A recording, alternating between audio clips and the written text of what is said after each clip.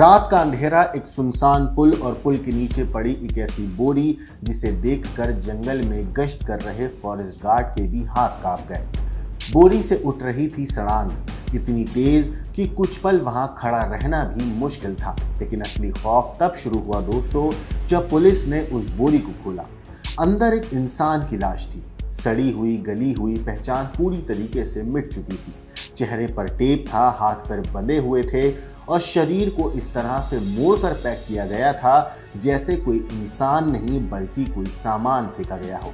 40 feet गहरी खाई, ऊपर से गुजरती सड़क और नीचे मौत की वो खामोश कहानी जिसे किसी ने बहुत सोच समझ कर यहाँ छोड़ा था।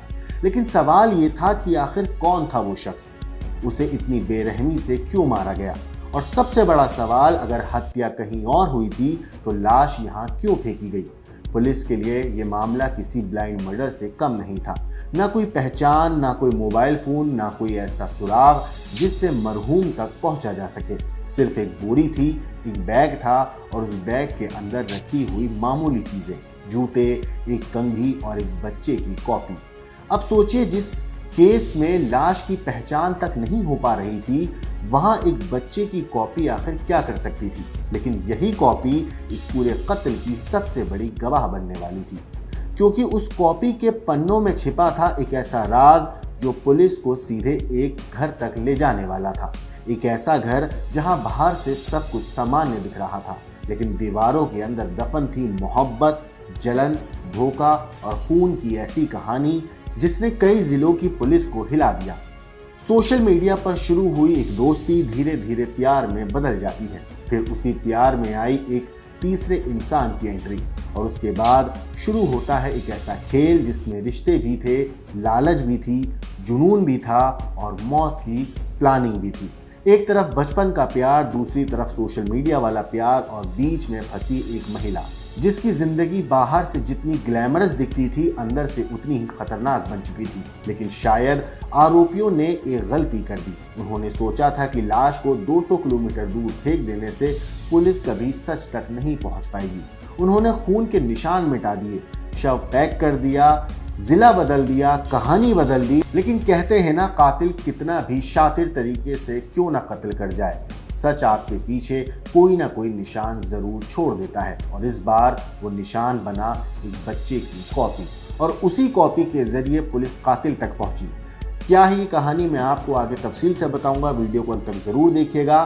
दरअसल ये पूरा मामला है मध्य प्रदेश का। मध्य प्रदेश के नरसिंहपुर में एक प्यार, धोखे और साजिश की एक ऐसी कहानी सामने आई जिसने पुलिस को भी चौंका दिया। यहाँ एक महिला ने अपने बचपन के प्यार और उसके दोस्त के साथ मिलकर अपने दूसरे प्रेमी की हत्या कर दी। हत्या के बाद तीनों ने ऐसा प्लान बनाया कि पुलिस भी पहली नजर में उलझ गई। मारे गए युवक का नाम वीरू उर्फ पप्पू जाट था, जो राजस्थान के भिलवाड़ा का रहने वाला था। पुलिस के मुताबिक वीरू को करीब 900 किलोमीटर दूर से नरसिंहपुर बुलाया गया था। बुलाने वाली थी रीना किरार, जिससे उसकी सोशल मीडिया के जरिए दोस्ती हुई थी। धीरे धीरे दोनों के बीच प्यार हो गया था और वीरू अक्सर राजस्थान से मध्य प्रदेश उस लड़की से मिलने आने लगा था। लेकिन कहानी में एक और किरदार था, अरुण पटेल। अरुण रीना का बचपन का प्यार था। कहा जा रहा है कि वो रीना पर खूब पैसे खर्च करता था, महंगी गाड़ी से लेकर सोने के गहने तक दिलाए थे। लेकिन जब वीरू का रीना के घर आना जाना बढ़ने लगा तो अरुण को ये रिश्ता खटकने लगा, और इसी बात को लेकर पहले भी झगड़ा इन दोनों के बीच में हो चुका था। इस पूरे मामले पे पुलिस का कहना है कि इस हत्या के बाद रीना, अरुण और उनके दोस्त हरनाम ने मिलकर वीरू को रास्ते से हटाने की पूरी साजिश को अंजाम दिया। 29 अप्रैल को रीना ने वीरू को मिलने के बहाने अपने घर बुलाया। जैसे ही वीरू घर पहुंचा, वहां पहले से मौजूद अरुण और हरनाम ने बेसबॉल बैट से उस पर हमला कर दिया। सिर पर लगातार किए गए खतरनाक वार, और मौके पर ही इस वजह से उसकी मौत हो जाती है। कत्ल के बाद तीनों ने घर में फैला खून साफ किया, फिर लाश के हाथ पैर बांधे, मुंह पर बाकायदा टेप लगाया और उसे बोरी में भर दिया। इसके बाद लाश को XUV 700 की डिग्गी में रखा और करीब 200 किलोमीटर दूर रायसेन जिले लाश को ले जाया गया। वहां नागिन मोड़ के पास एक पुल से करीब 40 फीट गहरी खाई में इस लाश को फेंक दिया गया ताकि मामला किसी दूसरे जिले का लगे और पुलिस का ध्यान भटक जाए।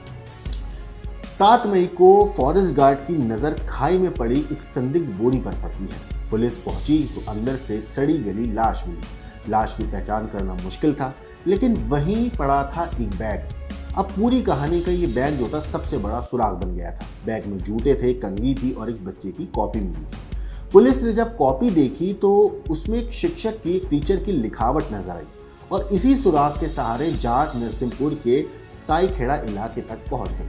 पुलिस उस घर तक पहुंची जहां कॉपी इस्तेमाल होती थी, लेकिन घर बंद मिला। शक गहराया तो मुखबिर लगाए गए और आखिरकार उज्जैन से तीनों आरोपियों को पकड़ लिया गया।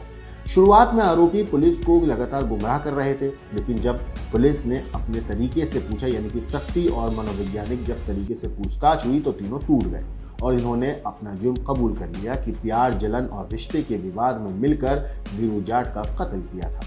पुलिस ने रीना किरार, अरुण पटेल और हरनाम सिंह करार को, इन तीनों को गिरफ्तार कर लिया और उनके पास से कत्ल में इस्तेमाल बेसबॉल बैट और XUV 700 भी बरामद कर ली गई। कोर्ट में पेश करने के बाद तीनों को जेल भेज दिया गया है। सोचिए किस तरीके से इन्होंने प्लानिंग करी थी, कितने आराम से इन्होंने कत्ल किया, कत्ल के बाद लाश को ठिकाने के लिए कितना दिमाग लगाया। लेकिन कहते हैं ना, कातिल एक न एक गलती जरूर करता है और इस केस में इन लोगों की सबसे बड़ी गलती साबित हुई वो बैग जिसके अंदर इन्होंने सारा सामान भर के लाश के साथ वहां पर फेंका था।